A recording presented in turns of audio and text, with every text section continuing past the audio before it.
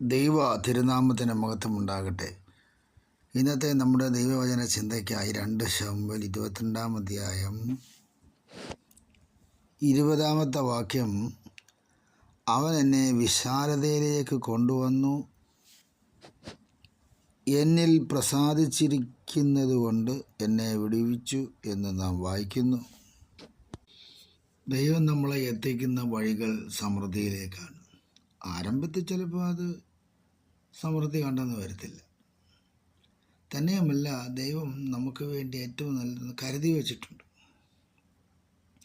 അതൊക്കെ സമയാസമയങ്ങളിലാണ് വെളിപ്പെടുന്നത്. സമൃദ്ധിയിലേക്ക് നമ്മളെ കൊണ്ടുവരിക എന്ന് പറഞ്ഞാൽ ഭൗതിക സമൃദ്ധിയാണ് ചിലർ ഉദ്ദേശിക്കുന്നത്. എന്നാൽ ഇവിടെ ആത്മീയമായ സമൃദ്ധിയിലേക്ക് നമ്മളെ കൊണ്ടുവരും. ആത്മീയമായ സമൃദ്ധി എന്താണ്? നാം ദൈവകൃപ ആയിരിക്കുന്ന സമയത്ത്, രക്ഷിക്കപ്പെട്ട ആദ്യത്തെ നാളുകളിൽ നമ്മളെ എന്തെല്ലാം കൃപകളും കൃപാവരങ്ങളും ഉണ്ടായിരുന്നു. ഇന്ന് കാലത്ത് അതുണ്ടോ എന്നുള്ള ഒരു പരിശോധനയാണ് നമുക്ക് വേണ്ടത്. അതുകൊണ്ടാണ് ദൈവത്തിൻ്റെ വചനം പറയുന്നത്, എന്നിൽ അവൻ പ്രസാദിച്ചിരിക്കുന്നുണ്ട്. അപ്പോൾ ദൈവത്തെ പ്രസാദിപ്പിക്കുക എന്നുള്ളത് ഓരോ ഭക്തൻ്റെയും കടമയാണ്. എങ്ങനെയാണ് പ്രസാദിപ്പിക്കുന്നതെന്ന് ചോദിച്ചാൽ, അത് അബ്രഹാമിനെ നോക്കിയാൽ മതി.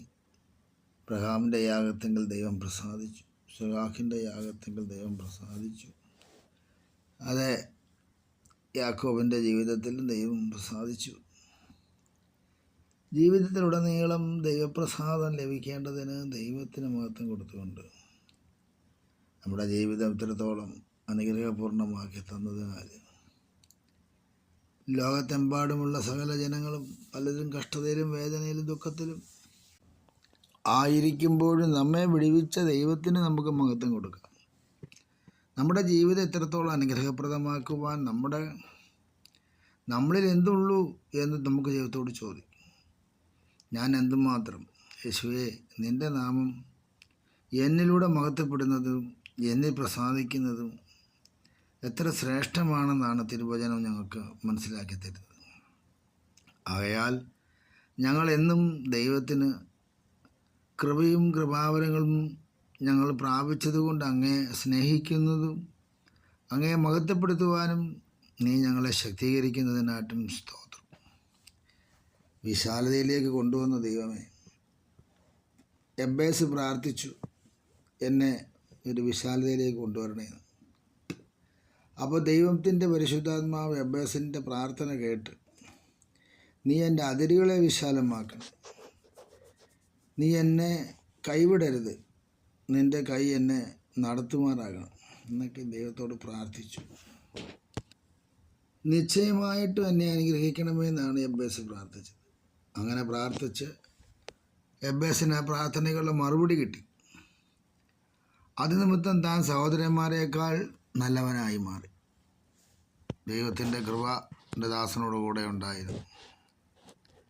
ദൈവം ദാസനെ ശക്തീകരിക്കുകയും ബലപ്പെടുത്തുകയും ചെയ്തു.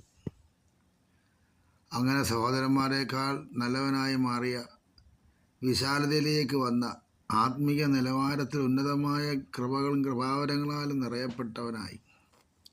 പ്രിയരെ, നമ്മുടെ ജീവിതത്തിലും ഇതുപോലൊരു കൃപാവര ശുശ്രൂഷയ്ക്ക് വേണ്ടി, അതിൻ്റെ വിശാലതയ്ക്ക് വേണ്ടി നാം ഈ നാളുകളിൽ പ്രാർത്ഥിച്ചാൽ ദൈവം അത് നൽകിത്തരും.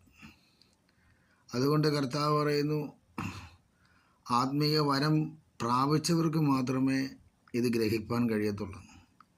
അപ്പോൾ ആത്മീയമായൊരു വരം ലഭിച്ചവർ എക്കാലവും അത് സൂക്ഷിച്ചുകൊണ്ട് നമ്മെ വിശാലതയിലേക്ക് പിന്നെയും നടത്തുമെന്ന് വിശ്വസിച്ചുകൊണ്ട് നമ്മിൽ പ്രസാദിച്ചിരിക്കുന്ന ദൈവത്തിന് മഹത്വം കൊടുക്കാം.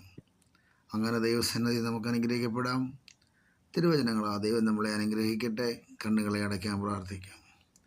മഹാദൈവമേ, ഞങ്ങളെ അങ്ങ് വിശാലതയിലേക്ക് കൊണ്ടുവന്നതോർത്ത് സ്തോത്രം. ഞെരുക്കത്തിലും ദുഃഖത്തിലും വേദനയിലും ആയിരുന്ന നാളുകളിൽ നിന്ന് ഞങ്ങളെ വിടുവിച്ചു ഈ വിശാലതയിലേക്ക് കൊണ്ടുവന്നു. സഹായിച്ച ദൈവത്തിന് നന്ദി. ദൈവത്തിൻ്റെ പരിശുദ്ധാത്മാ ഞങ്ങളുടെ കൂടെ ഇരിക്കണം. മഹത്വം അങ്ങയ്ക്ക്. യേശുക്രിസ്തുവിൻ്റെ നാമത്തിൽ തന്നെ. ആമേൻ.